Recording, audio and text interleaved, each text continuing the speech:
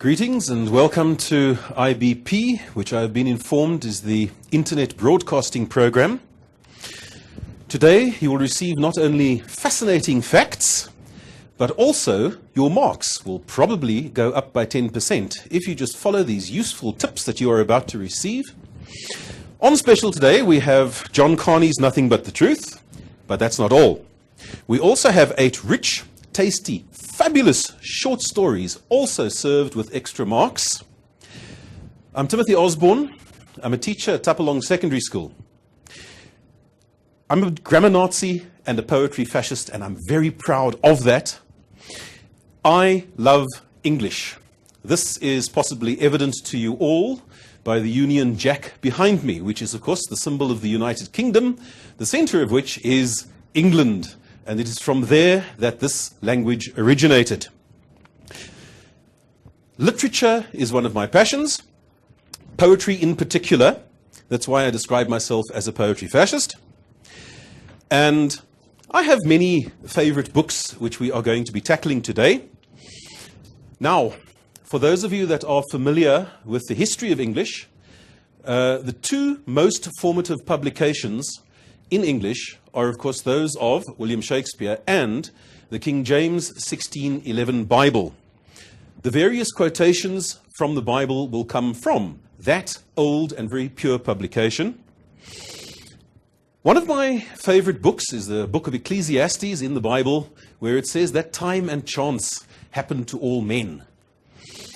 I was born and brought up in Cape Town. That is the setting in this particular case. The other part of the setting is, of course, the time at which I was born, and that was before television came to South Africa. And for those youngsters among you, that was also long before cell phones were invented. So for recreation, we used to read books.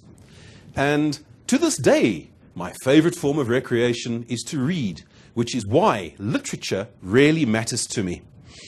Now, one of the things about reading books, and you need this background for literature, you have to form mental pictures while reading those books. Some books have been filmed when they were not meant to have been. A prime example of this would be The Hobbit, but this is not actually prescribed literature. I merely mention this because J.R. Tolkien is one of my heroes, having been born in Bloemfontein, where we are this morning. He wrote a book called The Hobbit, as I've just mentioned, which deals with fantasy creatures such as dragons and goblins and elves, and of course the central character, the protagonist, is the Hobbit himself. And it was of great entertainment to me as a child to attempt to picture, to form the mental pictures of what the story was describing. The great dragon Smaug flying over the unfortunate dwarves and the Hobbit and spraying them with fire. This was to me fantastic. And then, of course, somebody had to go and make a movie of it, which basically has ruined Tolkien's work because it is no longer an individual fantasy exercise. The reason I'm referring to that is certain of the short stories which we are about to tackle have also been filmed, which to my mind ruins them. Now, one thing to remember about English is that it is a difficult and complicated language. Most of you who are watching this are not home language English speakers. And I know from my own experience in the classroom that you struggle greatly with English because of its complexity. It is, in fact, one of the ironies of South Africa that the most commonly used language in South Africa is English. And briefly, let's look at the history of English, just to understand why it is so complicated. Thousands of years ago, the tribes who inhabited what is today England were called first the Goidels. Then came the Picts. Then came the Celts. And all of this involved warfare. And then, first under Julius Caesar and later on under the Emperor Claudius, of course, you had the Romans, and they introduced that lovely Latin. There are many Latin terms still used in English today. Then, somewhere around the 4th century, as the Romans were leaving, we had the Anglo-Saxons coming in. Now, this is important because English is in fact a Germanic language. The Saxons come from Germany. The Engles is a tribe in Saxony where they originated, and it's for this reason that I am today referred to as a WASP, a white Anglo-Saxon Protestant. And just remember that word WASP, it is in fact an acronym because it is an abbreviation that can be pronounced as a word. But we'll come back to that later. After the Germans, we had the Viking invasions, and they introduced all sorts of Scandinavian terms into English. Then, of course, in 1066, we had the great William the Conqueror, who, at the Battle of Hastings, defeated Harold. And just to show you that the English still have a sense of humor, please note the names of the children of Charles and Diana. Their eldest son is called William, and their second son is called Harold. So they have reintroduced the Battle of Hastings to their own children. Finally, a lot of the English terminology today comes from the fact that England colonized most of the world.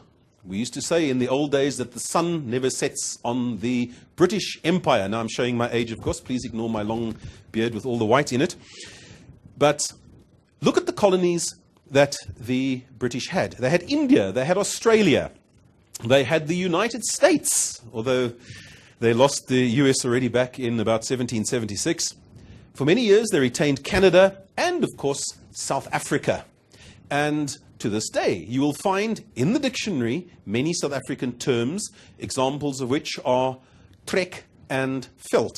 Those words come from the Boer War, when so many of the Brits came across here to do a little bit of fighting. Now, the reason I am mentioning all these things is that it makes the spelling in English very difficult indeed. That's the bad news. Now, I'm going to refer to parts of the examination guidelines. Now, this is where the good news comes in. Let me just find the section that I wanted to discover. Okay. Sorry, all this new technology to me verges on magic, but there we go. Please note, as you see it there, instruction number 4. And I'm going to use the wonderful technology of a pen to indicate this. What it says there: if a spelling error affects the meaning, mark incorrect. If it does not affect the meaning, mark correct. Yes, English is difficult, but the clever people who wrote out the exam guidelines are aware that English is difficult. So they have given you just this extra chance to make a few extra marks, because they will not penalize you if you have made a spelling error. And by way of example,